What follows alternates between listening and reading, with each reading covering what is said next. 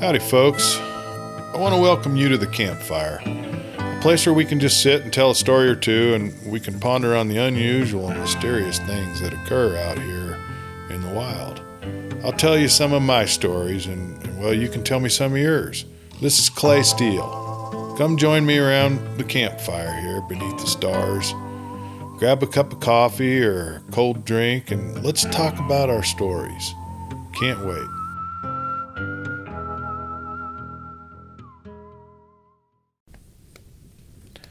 Well, good evening, folks. Clay Steele here. Come on in. We're going to tell some campfire stories. You know how we do this. Get yourself something to drink. Find a nice place around the fire. We'll put some more wood on here. It'll burn down eventually, and it'll be just perfect. Just perfect to tell stories, that is. And I got one here. This one sort of makes sense and kind of makes you feel good. Well, this family is camping. They're summer camping, they're tent camping. They're in the woods, nice little spot with some creek.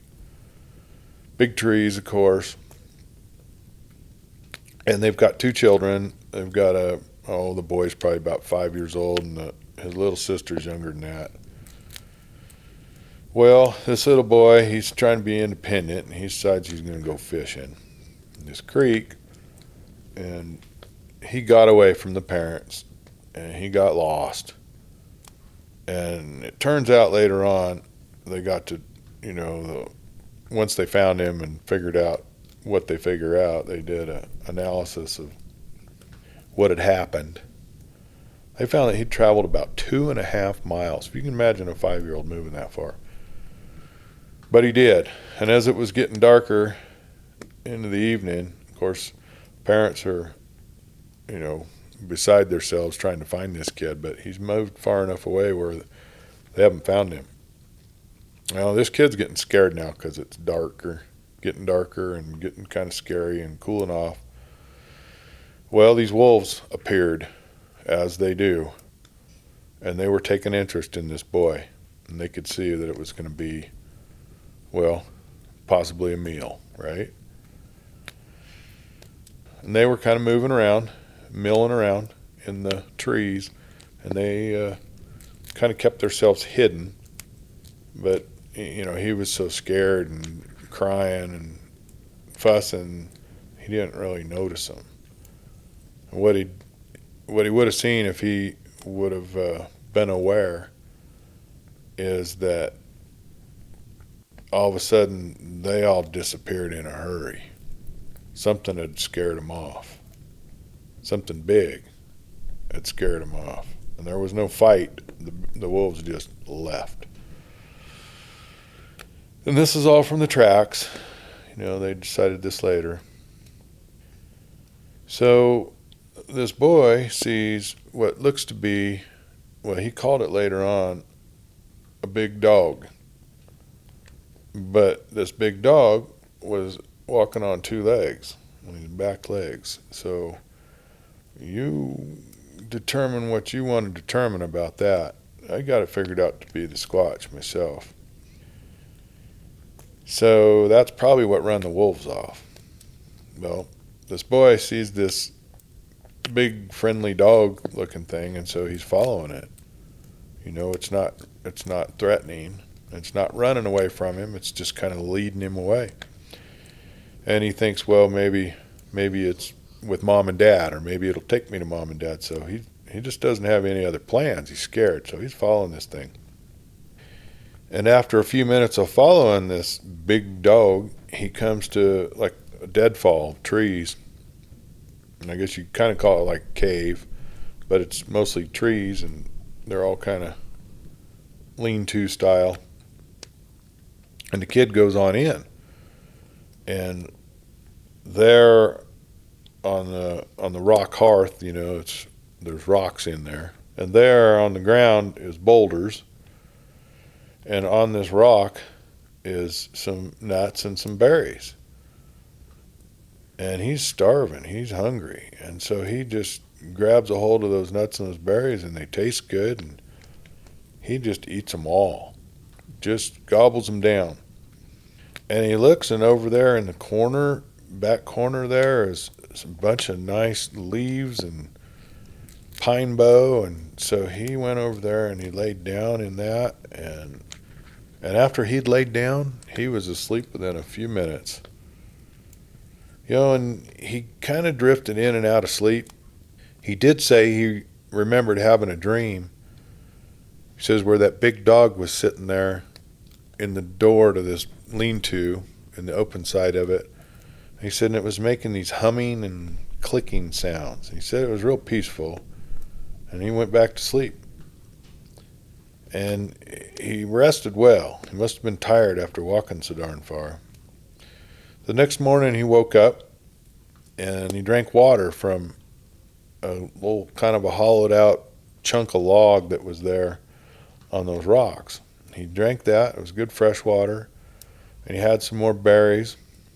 And that's when he remembered that he was lost and was missing his mom and dad pretty fierce. And so he didn't really know what he was going to do, but he wanted to do something. And he looked out there and he saw that big dog.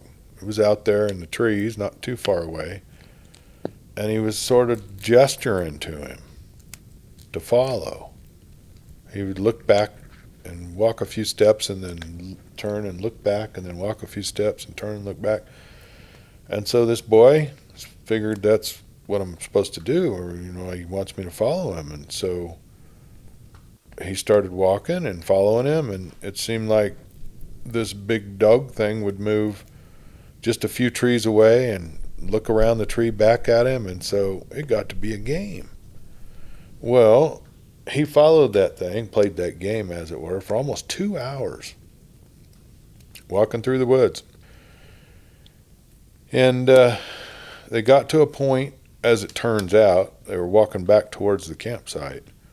This boy didn't know that. He was lost. He was turned around. He didn't have any idea where he was. Happens to a lot of us, doesn't it? Even those of us that know what's going on. Don't take much to get turned around, especially in dark timber.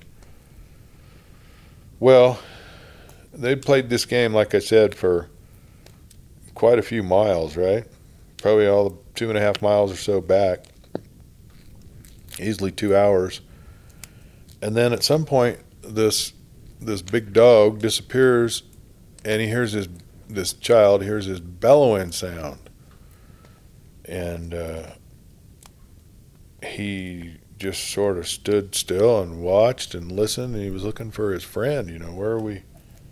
Where'd he go? How are we am I gonna follow him? Where's he at? And it wasn't about 20 minutes later he heard voices. Well, he started yelling, and out of the trees came a man with a dog on a leash, and of course he had a yellow jacket on, and he was one of the professional searchers that was there to look for the boy.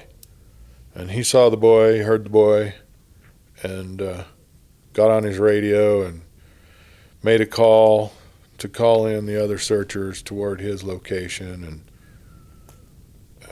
went to the boy. And all the things they do with finding a lost soul is they make sure they're safe and not bleeding, and start feeding them and keeping them warm and checking them for hypothermia, all the things you do. So within an hour, he was back safe with his mom and his dad. And of course, there was a lot of happiness, you can imagine, and a lot of crying, and as it would be. And then once things got a little settled down, and of course the family had packed up and they were getting ready to leave, go back to the house. They'd had enough. Well, many questions they threw at this boy about, where had you gone? Where'd you stay the night? What happened? Why'd you wander off? That kind of thing. And he didn't have all the answers, of course. He wasn't real sure. But he did tell him about the big hairy dog. He told him about staying the night in a safe spot and having a nice dream and sleeping on a bed.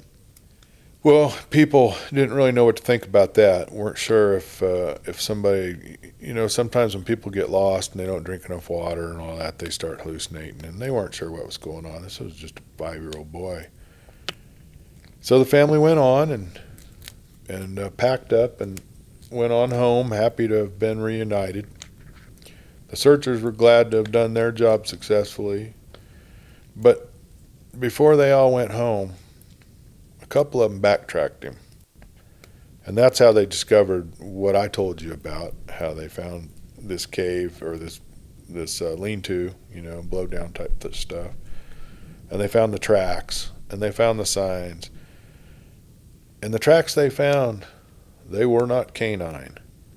This big hairy dog had 18-inch long feet.